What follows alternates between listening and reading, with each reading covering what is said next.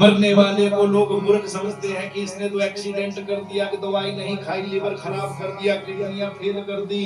मैं ऐसी जिंदगी, ऐसी गलती पूरे जीवन में नहीं कर। अरे उसको पता है कि मरेगा तो तू भी, बहाना बदल जाएगा, लेकिन मरने की मृत्यु तो करनी ही पड़ेगी।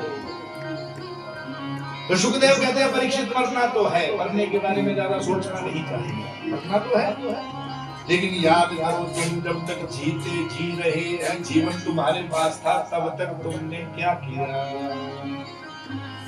परीक्षित सोचने लगे क्या किया। सुखदेव जी कहते हैं मैं तुमको बताता हूँ तुमने क्या किया।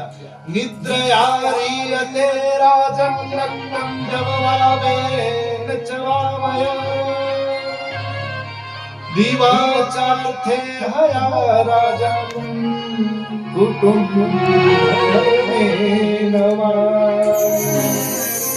अरे परीक्षित आदमी जितना भी जीता है उसमें से आधा समय तो सोने में निकल जाता है।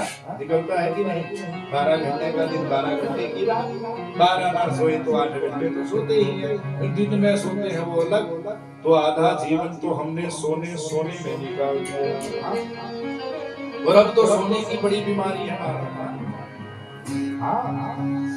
पिछले में कथा में बात आई, अरे मेरा बेटा 11 बजे उठता है, पंडित जी उसको कुछ ज्ञान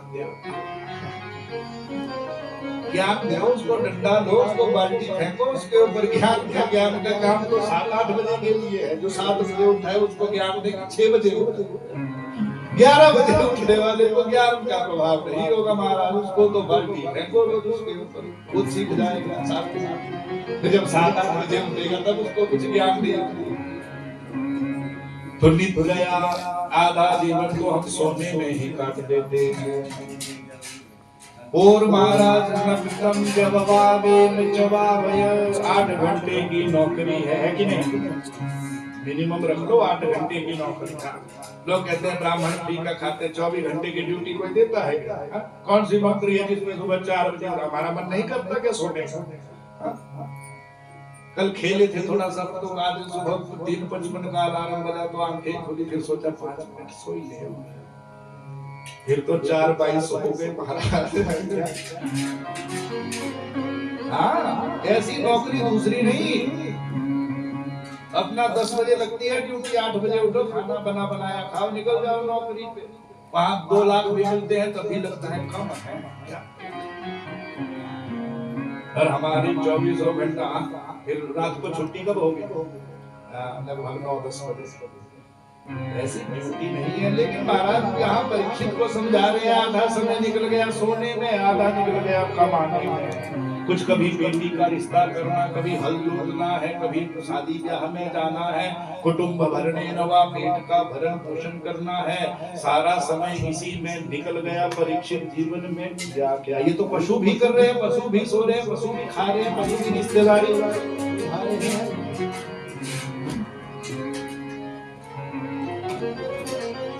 पशु भी सब कुछ करते हैं।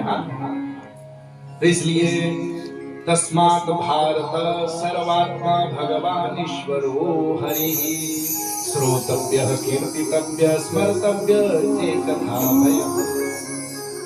हे परीक्षित, मृत्यु भय तुम्हारे सामने उपस्थित है। तुमको पता है कि तुम मरने वाले हो, अंदर से कांप रहे हो। कांपना छोड़ो, क्या करो?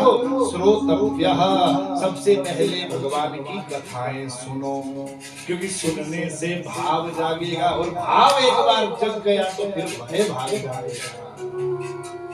पहले भगवान की कथा सुनो, फिर कीर्तितव्यः, फिर दूसरों को सुनाओ। और कोई सुनने सुनाने वाला ना मिले तो तीसरा कारण स्मर्तव्यः, तीनों इंद्रियों को जोड़ दिया महाराज। ये ज्ञान इंद्रिय माने कान, इससे शब्द का ज्ञान होता है।